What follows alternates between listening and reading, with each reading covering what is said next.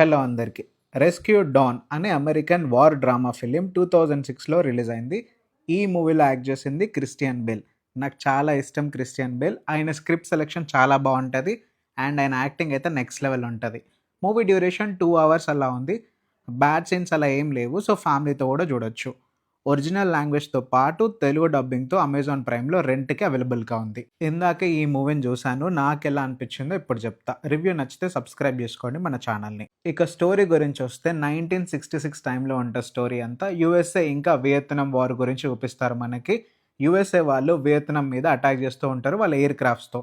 So అలా ఒకరోజు war జరుగుతున్నప్పుడు మన హీరో డేటెడ్ డెంగ్లర్ ఎయిర్ క్రాఫ్ట్ని ఎవరో అటాక్ చేస్తారు. సో మన హీరో అక్కడున్న ఫారెస్ట్లో పడిపోతాడు. ఇక అక్కడున్న వాళ్ళకి దొరుకుతాడు. వాళ్ళు కొంచెం టార్చర్ చేసి జైల్లో పెడతారు.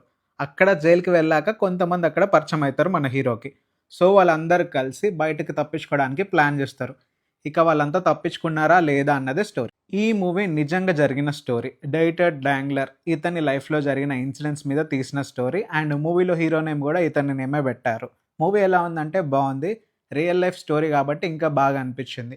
క్రిస్టియన్ బేల్ పర్ఫార్మెన్స్ అయితే యాజ్ యూజువల్ చాలా అంటే చాలా బాగుండే. ప్రిజన్ ఎస్కేప్ అవ్వడానికి వాళ్ళు ట్రై చేయడం అండ్ హీరో వాళ్ళకి దొరకకుండే సీన్స్ ఇవన్నీ చాలా బాగా చూపించారు. డ్రామా మూవీ కాబట్టి కొంచెం స్లోగా అనిపించింది బట్ చాలా బాగుంది.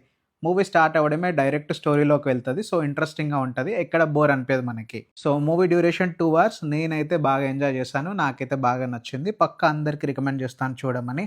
ఎవరికైనా వార్ మూవీస్ నచ్చితే ఆర్ రియల్ లైఫ్ స్టోరీస్ చూడడం ఇష్టం ఉంటే ఖచ్చితంగా చూడండి. మీకైతే పక్కా నచ్చుతుంది. నాకైతే బాగా నచ్చింది. నా రేటింగ్ 3.5/5. క్రిస్టియన్ బేల్ ఫ్యాన్స్ ఎవరైనా ఉంటే అస్సలు మిస్ అవ్వకండి. ఒకవేళ మూవీ చూస్తే మీకు ఎలా అనిపించిందో కామెంట్స్లో చెప్పండి. Thank you.